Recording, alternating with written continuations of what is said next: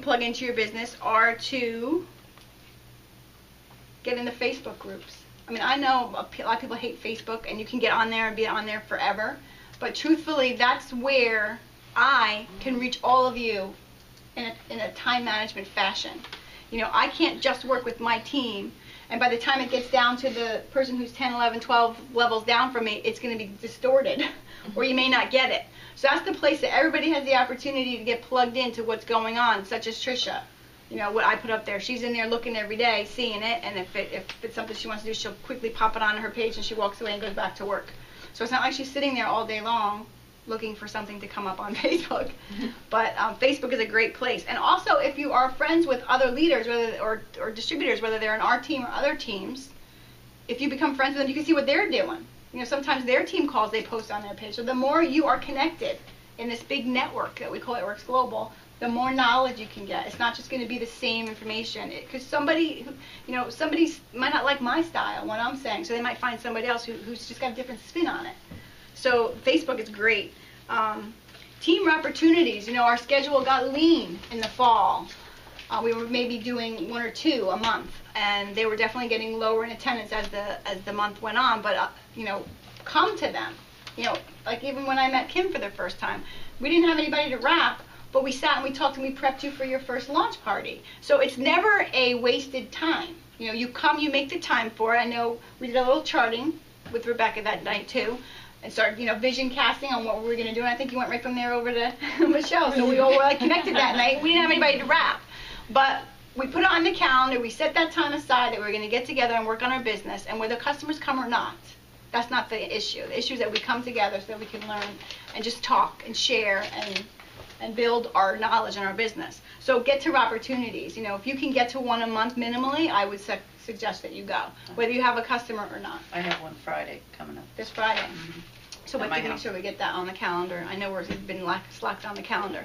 But one of the reasons that you have low attendance too is that people weren't blitzing as regularly. Like if you are out blitzing and you are getting people excited about your product, now like I said, they're not going to be happy with the way they feel. They might have ate too much through the holidays. If you give them the coupon and say, at 7 o'clock on Friday at my house, you can come redeem this coupon. And if you bring a friend, I'll give you another $5 off or whatever, or give her $5 off, whatever. Because sometimes if it's in a house, they might feel weird going from, you know, as a stranger to somebody's house. There's a lot of businesses throughout our group that are, you know, salons that are distributors. And I know a lot of them have offered up their place. So, you know, maybe we can start getting some of them on there. So you could say, well, at, say, BC Salon on Thursday night at 7, we're doing an opportunity in Morristown. Would you like to go there? You know, if you have anybody down that way. So we're going to start getting more of those things up on the calendar, and you'll be able to see them at kimhaber.net. But these are systems that work to grow our teams. That's what, you know, our leaders grew and promoted last year because they did these things. So you're going to start to see them happen. For the younger leaders, and again, by a leader, you just bring somebody on. If you can't get to these events that people are having for your schedule, then host one. You host one. You know, let your upline know, look, I'm hosting an opportunity, you know, if you're free, I'd love for you to come. Because I float all around. I don't just do my own. I kind of look to see where they are, and if I can come, I come. If it's an up-and-coming leader I'm working with, you know, like I'm working with Sue right now, I'll go. You know, we'll plan it together, we'll put it on our calendars together, and then I will bring my own people to wrap as well as she has her own, so I'm kind of double dipping.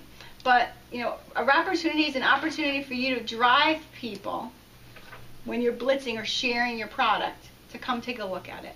Even if it's the greens. Well, I'm having an event, you can come sample. You know, I like, Colleen is the one who came up with the catchphrase, wrapped in wellness. So that's her website, that's her, you know, she branded that name, but I just kind of stole it. I told you I'm a swiper. And I've been kind of saying, for this time right now, when people are trying to get better, you know, New Year's resolutions, I will say, would you like to have a wrapped in wellness party? So I could talk about, I will be wrapping. If people want to wrap, they can wrap between 6:30 and 7. At 7 o'clock, I'm going to do my demonstration talking about health and wellness supplements, and I'll do sampling. So, you know, it just changes it up a little bit. It's not just a skinny party. It's not just a wrap party. Wrapped in wellness. You know, we can wrap if you want to wrap, and that does help with the detoxing thing, but just tweak it. If you're having a hard time getting parties, don't keep asking people for parties. Like I said earlier, like, do something different. So how about a wrapped in wellness event or wellness class? So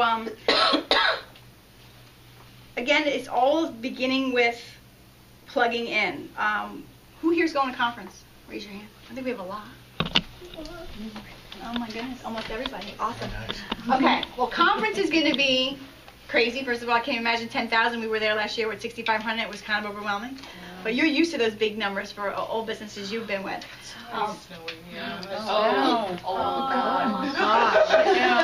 All right, I'll speak fast. But for those that are going to conference, I want you guys to go there with your business cards and a notepad so that you can connect with people. I don't want you just connecting with us because you can get with us anytime. Like seriously, if you see somebody speak up on stage, one of the big leaders, and then they're walking around, like go up to them and ask them, like, if you could give me one tip that's helped you get to where you are today, what would that be? I know Caity did that right away with Shelby Bauman when we met her, right? It was so awkward. I did. I was so excited, and then I like ran up to her and I was like, "Oh my God, tell me how you did it!" And she's so like quiet. She's like She's Pearl, and she's very Pearl, and I totally freaked her out. So now I'm like, every time I see her, I'm like, never mind, sorry. But so go up to them. Don't be afraid. Don't think they don't want to talk to you. You know, ask everybody, you know, that you meet for one tip. Just one. Just can you imagine bumping into people online? You know, how long you been in? Oh, well, you know, what's helped you with your business? You know, just write it all down because you will forget it.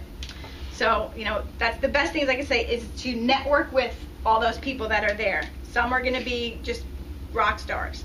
The other thing to do to plug in to grow your business is going to be to come to meetings. You know, whether you're at this meeting or you're watching the recording, we do try and record all the time. We will not be Skyping for a couple of reasons. One, the audio wasn't really good, depending on where we were, how the Wi-Fi was.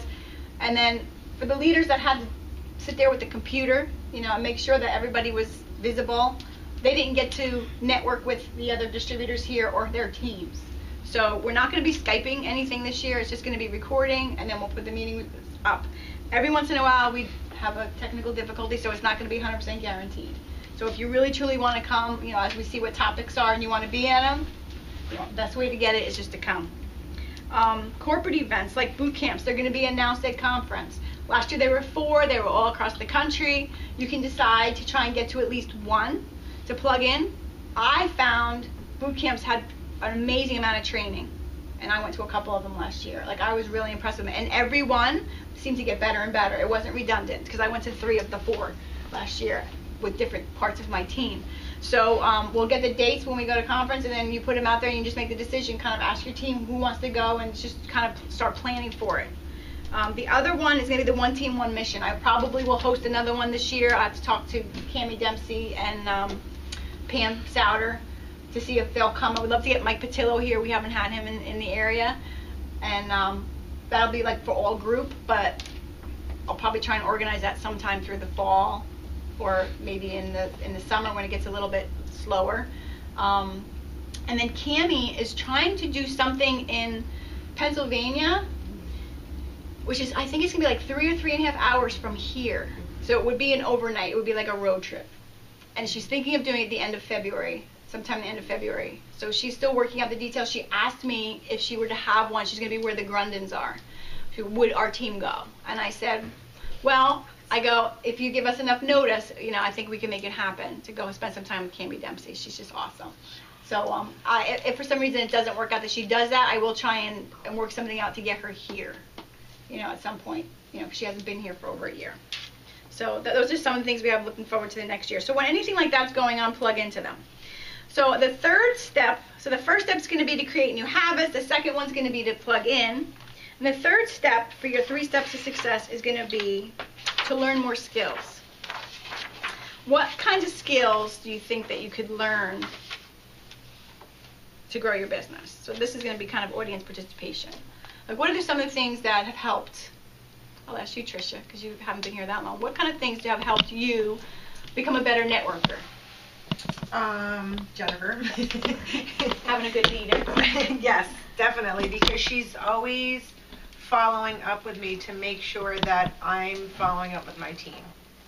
She's always on top of, you know, like if she sees one of my distributors doesn't have an auto ship. So she's, most of the time I'm like on top of it, but she's always making sure that I'm plugged into what I'm supposed to be listening to and then passing it on to my team.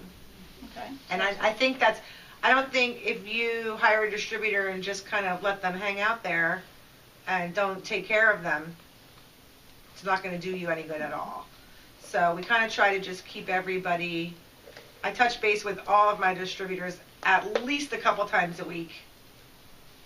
I mean, and I'm still small yet, so I'm able to do that. I'm sure as I grow that's going to get tougher, but then that's my job to teach To layer that leadership. Right. Mm-hmm.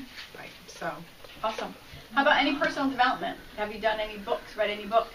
I'm just reading, Become a Network Marketing Yes. Superstar? That's a good one. About anybody in the room that hasn't read that book yet? I swear, from any new distributor I bring into the business from now on, I will be getting them that book. It's How to Become a Network Marketing Superstar by Mary Christensen. It's so 101. It's an easy read. Like, I remember when I started, I thought I was just going to read like a chapter. I think I went through 3 or 4. Yeah, I went through 5 my first 6. Yeah, and like I wanted to go to bed. I was tired, but it was that good. And then the most important part about it is at the end of each chapter, there's an exercise. So you kind of you were taught something. It provoked you to think about something, and then it asks you questions. You write it down, so that it really does formulate that and get you completely engrossed in that chapter, so you understand what it was. And it takes you all through the things of what you need to do to grow your network marketing business, from signing up, because everybody, even those millionaires, all signed up for the same $99 kit.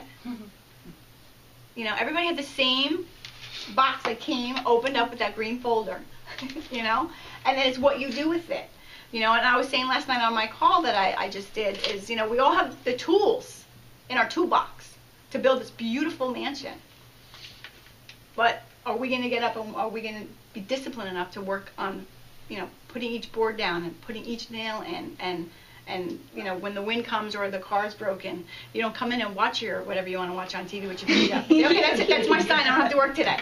You know, adjust, adapt, find something to grow your business. Well, I had a really hard time with that. You were talking about am I doing my 1/3 personal development, and I had a really hard time with that third, because I wasn't really aware of that, and I wasn't allotting my time. And Jen and I spoke, I think it was for about an hour and a half, about time management, and this is what I needed to be doing because I worked full time, and this is what I needed to be doing. And I mean, I've just done great since then, right, John?